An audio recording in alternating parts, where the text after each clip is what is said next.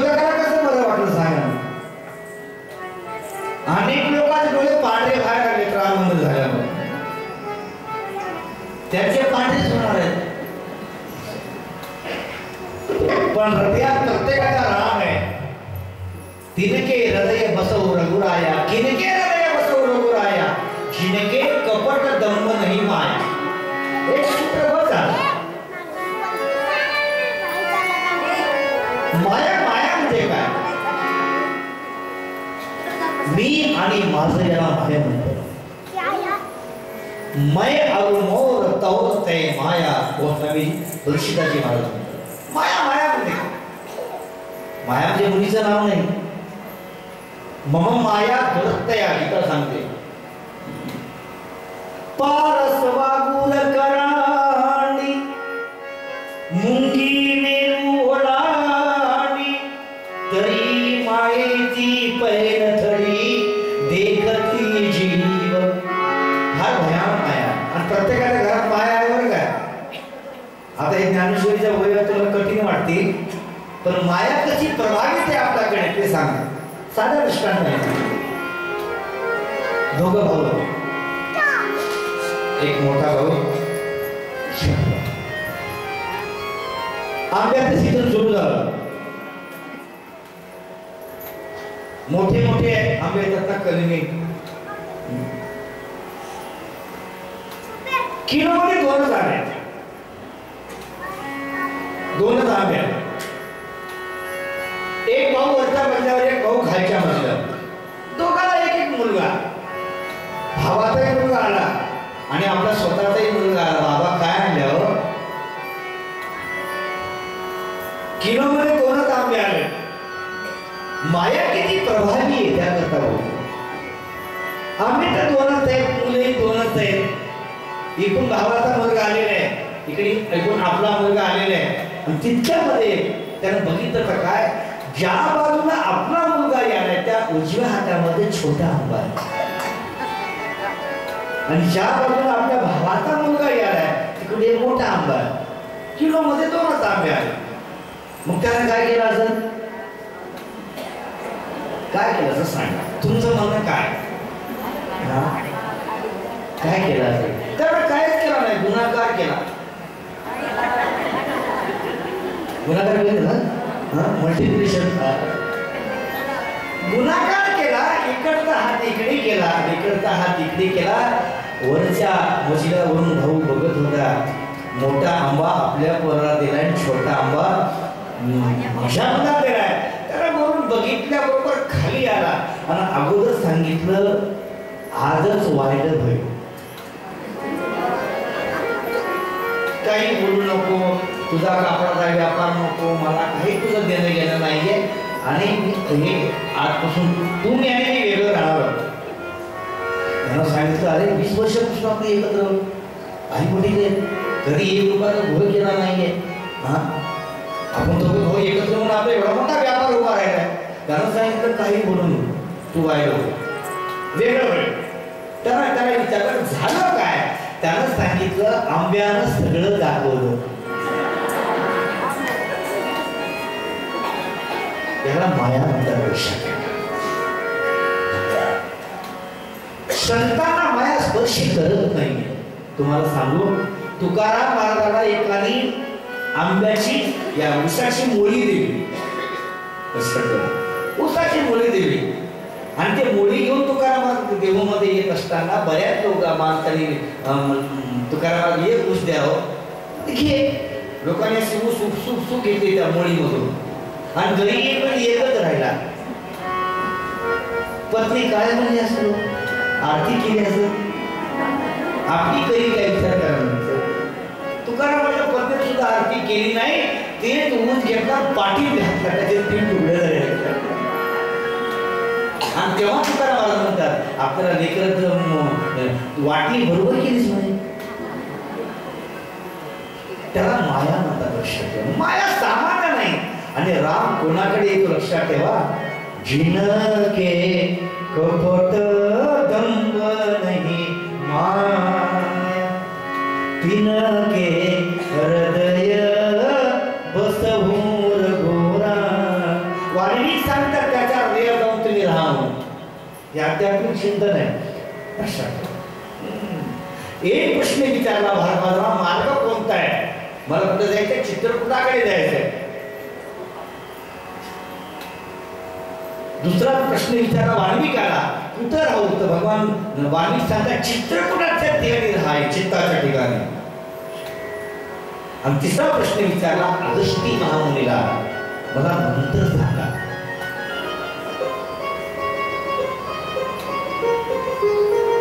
खंडगुरु आले ना, आज राममंत्रच काम करणार आहे असे बोलून गेले. फार मोठे अधिकारी आहेत महाराज. आपल्या नांदेड जिल्ह्याशी काही मोठी माणसं शहाण आहेत, लक्षात ठेवा. आपल्या या नांदेड जिल्ह्याचा एक मुलगा अयोध्येच्या ठिकाणी निवड झालाय. तुम्हाला पेपरला बघायचं, आपण भाग्यवान. मला मंत्र द्या.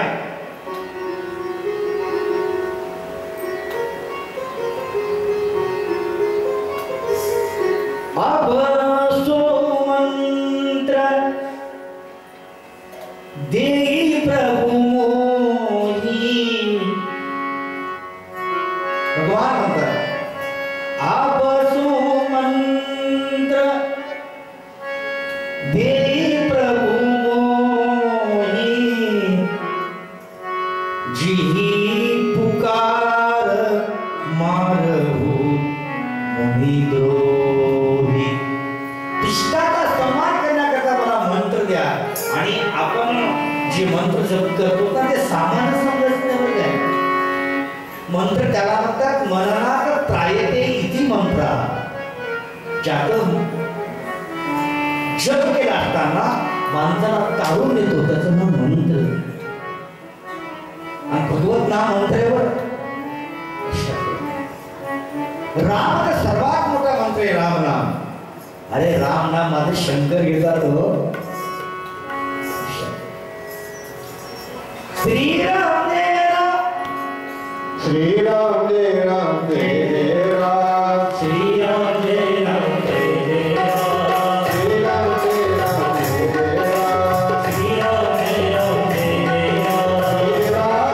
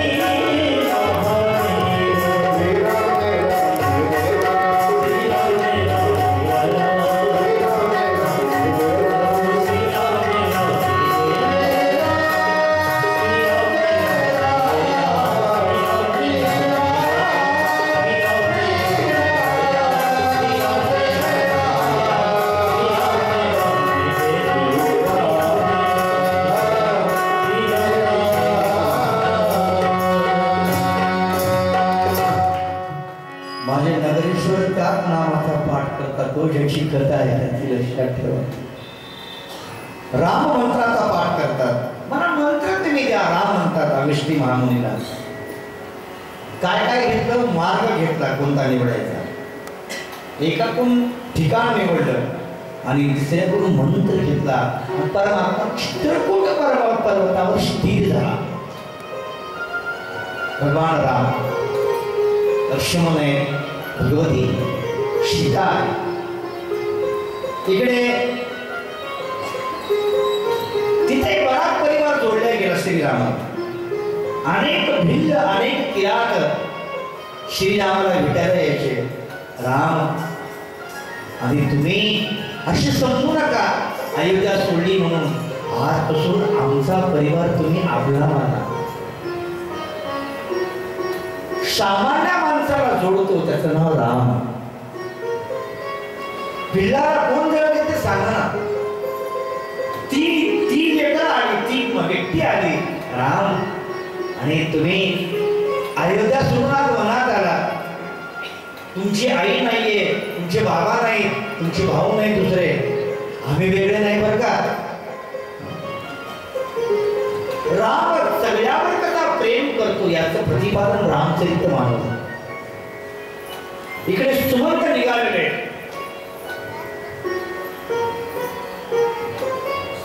श्रृंगदेवपुरापासून तिथं थांबलेले. श्रीमंताला अयोध्येकडे जायची हिंमत होत नाहीये. काय उत्तर देऊ दशरथाला.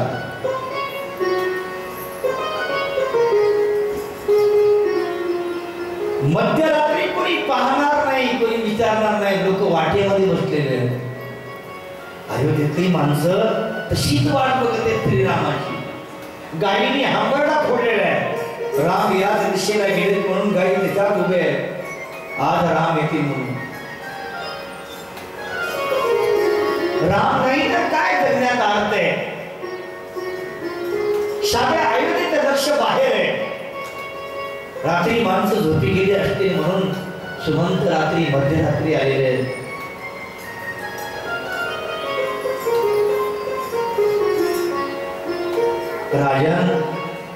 राजाला नमस्कार केले दशरथाला. सुमंतजी माझा राघव कुठे आला का? राम आला का? कुठे राम? कुठं तरी सोडला त्याला. आला का राम? फिरून आणला का तुम्ही? सुमंत काही बोलत नाही.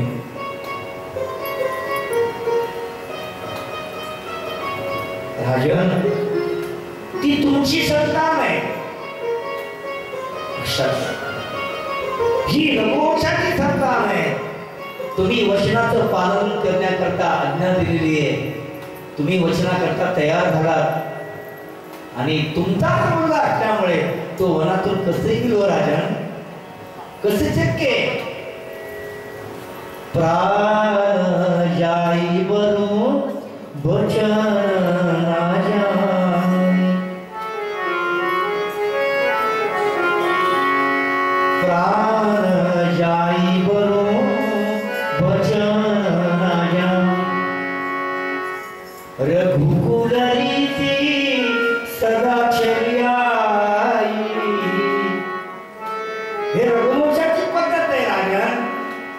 आणि राम आले नाही.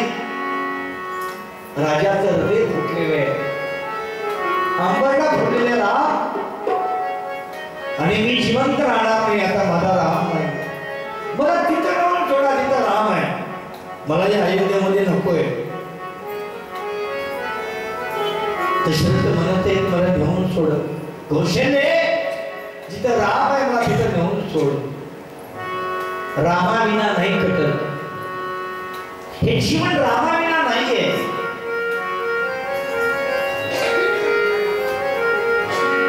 आणि त्याच रात्री राम राम राम राम राम राम राम 6 वेळा राम नामाचा उच्चार केला. राजा दशरथाने आपला दिवस ठेवलेला. जाताना सांगितलं मला डोळ्यासमोर दिसत आहे. श्रवणाला बाण मारलेला आहे मी. माझ्याकडून ब्राह्मणाची हत्या झालेली आहे. दोन्ही डोळ्यांनी आंधळे असलेले मायबाप, त्यांचा एकच मुलगा मरगळ्याकरता गेलेला मी राजा दशरथ माझ्याकडून हरून समजून बाण लागला आणि तो बाण हृदयात गेला. एक ब्राह्मण ब्रह्महत्या माझ्याकडून झाली. त्या वृद्ध आईवडिलांनी प्राण सोडला आणि शाप दिला, राजा तुला 4 मुलं होतील पण एकही प्राण सोडताना राहणार नाही. ते सत्य झालं आणि प्राण सोडला. अयोध्या दुःखाच्या सागरामध्ये बुडाली. इकडे राम गेले आणि इकडे दशरथ गेले. अयोध्या अनाथ झाली. अयोध्येमध्ये चूक राहिलं नाही. वैशिष्ट्य महामुनी आलेले आणि भरताला पाठवा. भरत आजोळी गेलेले आणण्यासाठी सेवकाद्वारे रथ गेलेला आहे. ताबडतोब भरताला घेऊन या. काही कारण सांगायचं नाही. गुरुदेवांनी बोलवलं एवढं सांगा. आणि काय कमाल आहे, जेव्हापासून राम सोडलेले अयोध्या तेव्हापासून स्वप्न वाईट पडायला लागले. काही माणसं शरीराने कुठेही जाऊ द्या, घरात जोडून राहतात बरं का, लक्षात ठेवा. भरताला स्वप्न पडत वाईट वाईट स्वप्न पडत आहे. भरत म्हणाले, शत्रुघ्न मला स्वप्न वाईट पडत आहे. अयोध्येमध्ये काही झालं नसेल ना, काहीतरी घटना घडलेली आहे ज्या ती मला स्वप्न पडत. मला चांगली स्वप्न पडणारी. स्वप्नही चांगले पडतात, कधी कधी वाईट पडू शकतात. वाईट घटनेचे संकेत येतात. स्वप्नशास्त्र खरं आहे. रामायणाच्या बऱ्याच घटना स्वप्नावर अवलंबून आहेत. स्त्रीकडे स्वप्न पडलेले पुढे लक्षात मिळणार असेल.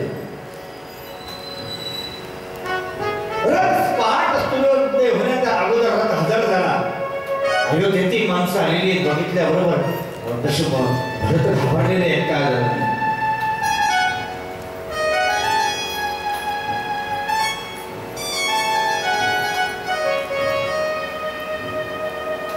भरत, गुरुदेवांनी बोलवलेले तुरंत तुम्हाला इथून निघायचं ताबडतोब. वेळ नाही करायचं. ज्या अवस्थेमध्ये भरत होते त्या अवस्थेमध्ये रथारूढ झालेले आणि अयोध्याच्या जवळ येतात. पाहत काय सगळे आपशकून लागले. अयोध्येत प्रवेश केल्याबरोबर लोकांकडे बघितलं, कोणाच्या चेहऱ्यावर हास्य नाहीये. रामाच्या आनंदात डुबलेली अयोध्या जसं फुल सुकल्या जाते तशी अयोध्या सुकलेली बघितली. भरत म्हणायला लागले की काहीतरी वाईट झालेले माझ्या अयोध्येत. भरताच्या तोंडाकडे बघितल्याबरोबर लोक दुसरीकडे तोंड करत आहेत. माझा काय अपराध आहे.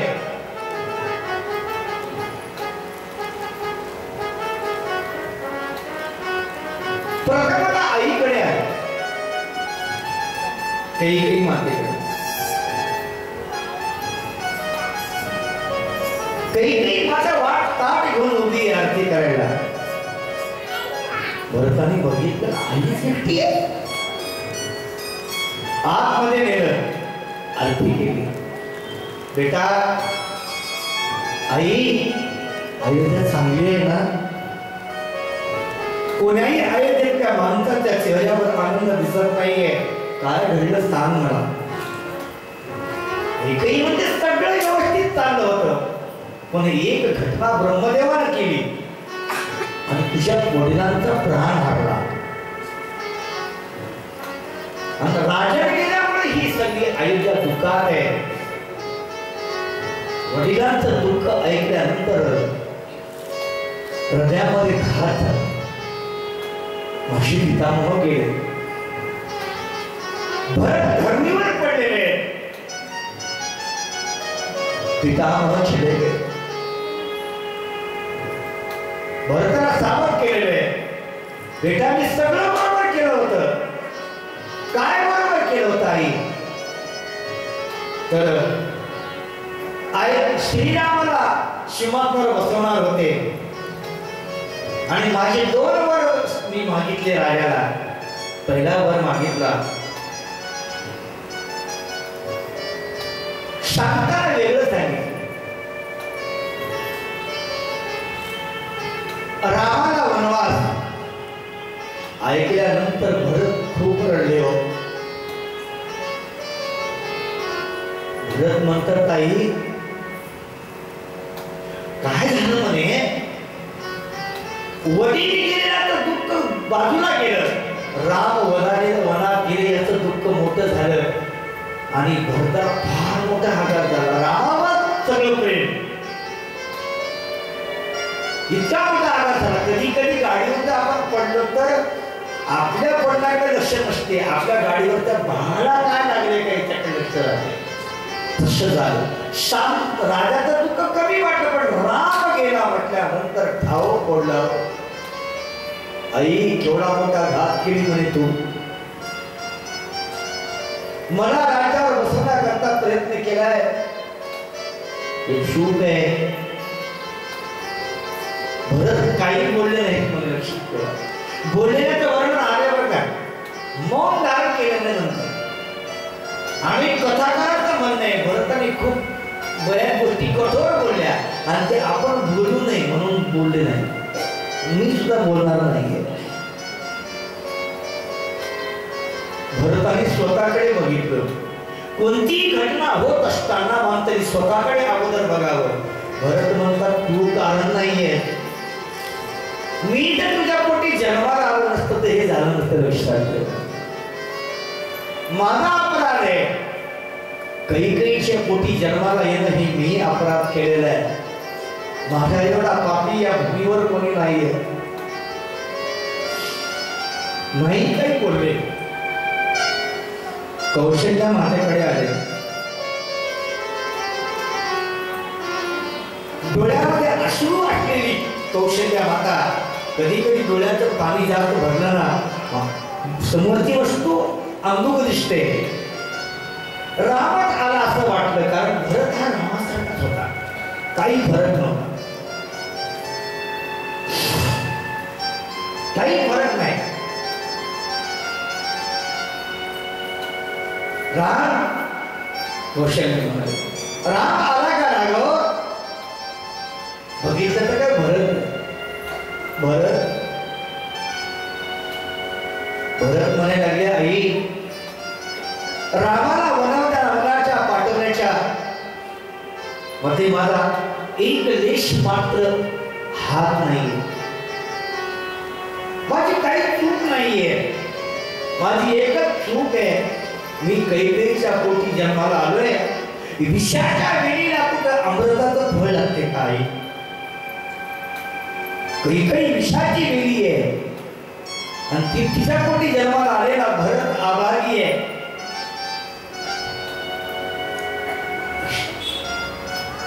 माझ्याकडे काही चूक नाहीये. आणि जर माझ्या मनामध्ये राजसिंहासन पाहिजे असेल तर आई मला गुरु वैशिष्ट्याला हनन केल्याचं पाप, गुरु हत्येचं पाप लागेल.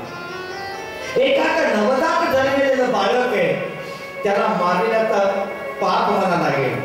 एखादा जेवायला बसलाय त्याला ताटवून उठवण्याचा पाप मला लागेल.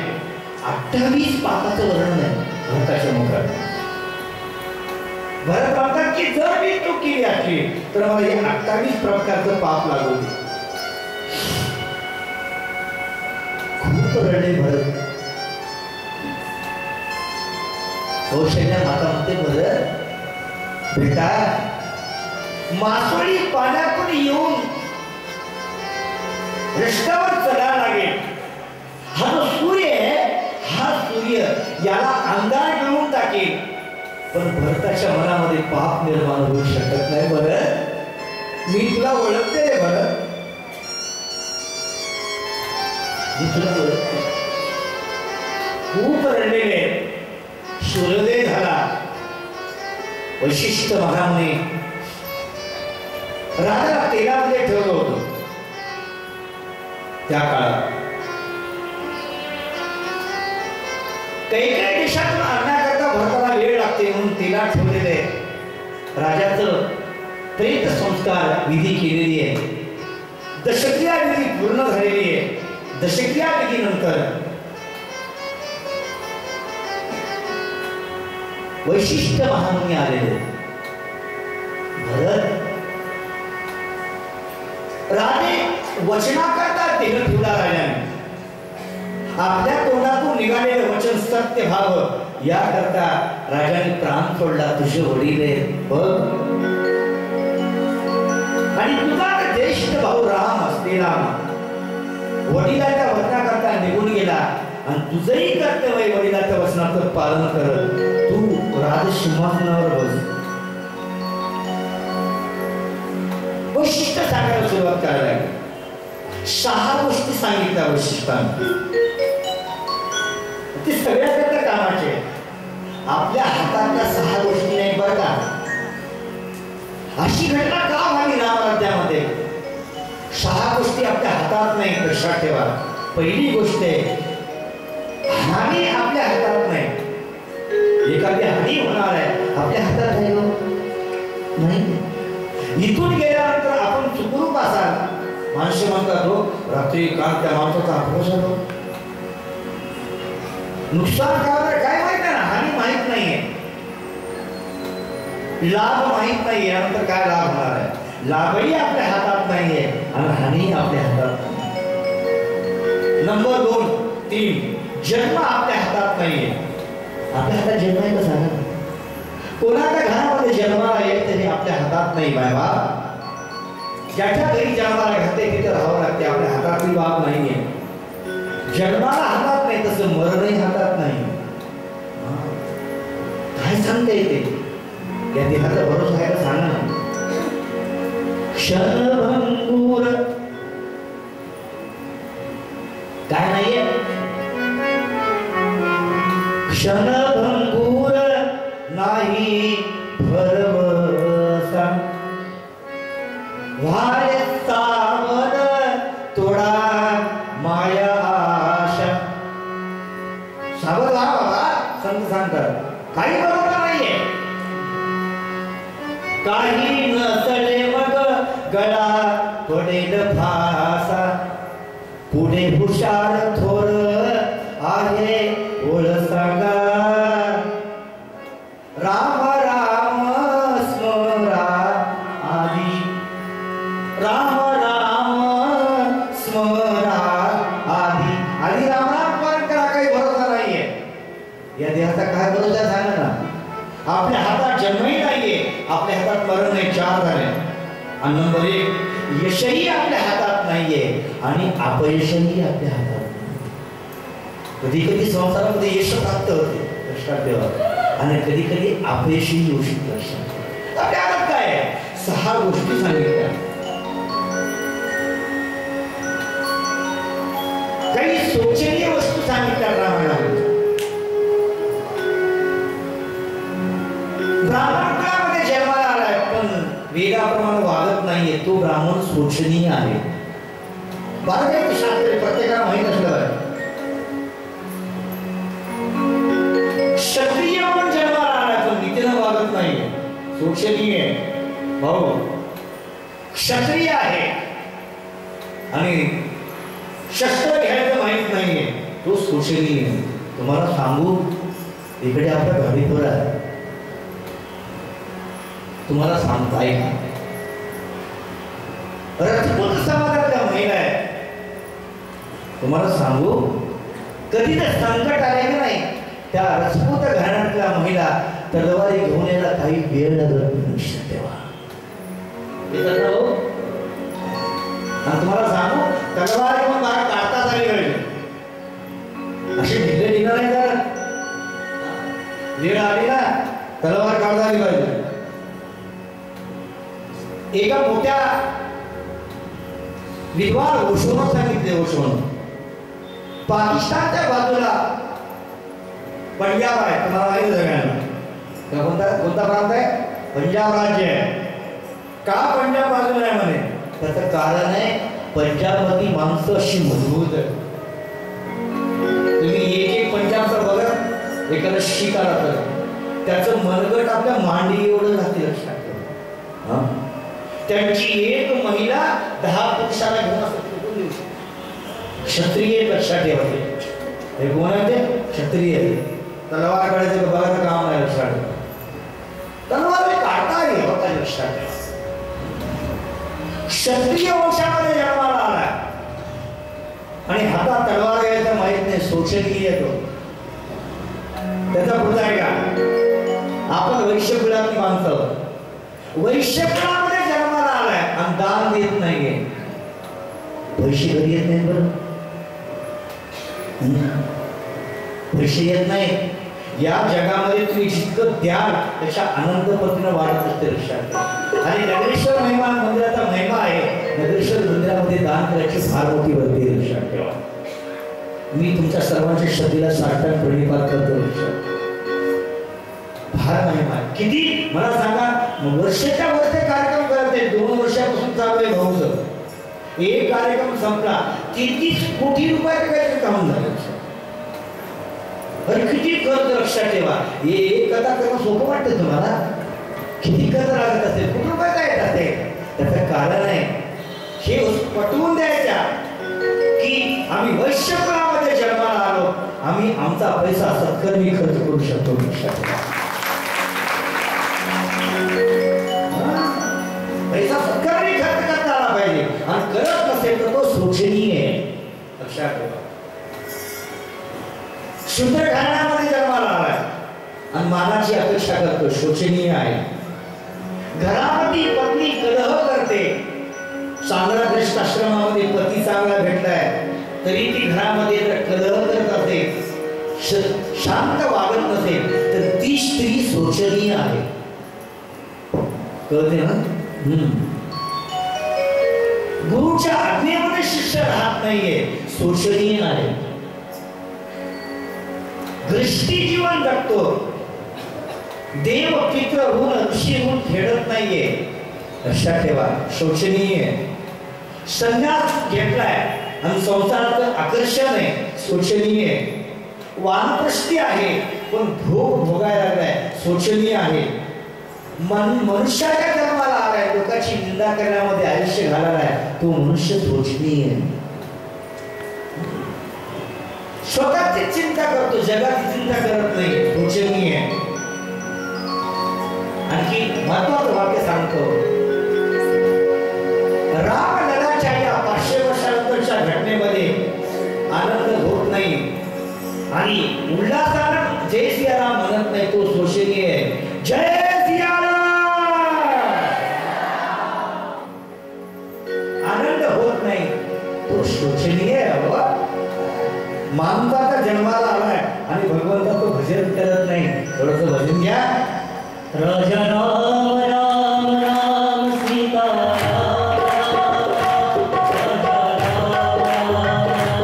सीता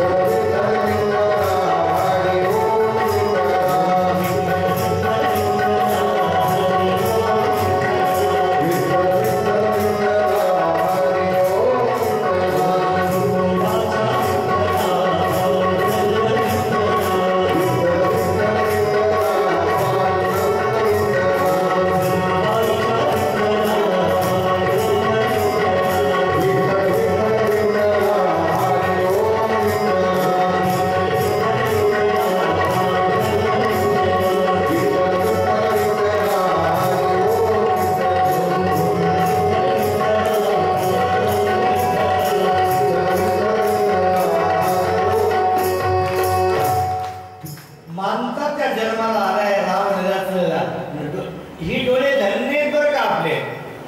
आपण फार भाग्यवान आहोत. आपल्या डोळ्यासमोर व्हायला लागले म्हणून तर नाचायला तो या वयामध्ये काका किती नाचले बघा ना ते लक्षात ठेवा. मला भीती वाटली बाबा, त्यांचा आता नाचायचं वय नाही हो, लक्षात ठेवा. बघा आताही या वयात ते तंदुरुस्त आहे आणि त्याचं कारण आहे आत्माचा राम त्याला बसू देत नाही. हे रामाला आल्याचा आनंद आहे लक्षात ठेवा. जय जय जय श्रीराम. मला कमाल वाटली बरं काय. त्यांनी उठल्यानंतर मला वाटलं वा क्या बात आहे. त्याचं कारण आहे एक विचार करा, अशी किती माणसं हालत असतील. आज भारत भूमीमध्ये प्रत्येक माणूस जो माणूस म्हणून जन्माला आलाय त्या माणसाच्या समोर एक राम लढा आहे. लक्षात ठेवा, एक राम लढा. प्रत्येकाच्या डोक्यामध्ये फक्त राम आहे, राम आहे, राम आहे. किती उल्हास आहे लक्षात ठेवा. किती नाटक असते. आमची 6च्या नंतर शिकत आहे इथं शनी मंदिरामध्ये. शनी मंदिरात इथं मार्कंडे मंदिर वगैरे चौफळा. इथून गेलं का म्हणजे 6 तिकडे चलू माणसं यायला लागले. तुम्हाला सांगतो उभा राहायला जागा आणि इतकी माणसं नाचायले. मला इथं ते थोडस इथं वेदांत ऐकले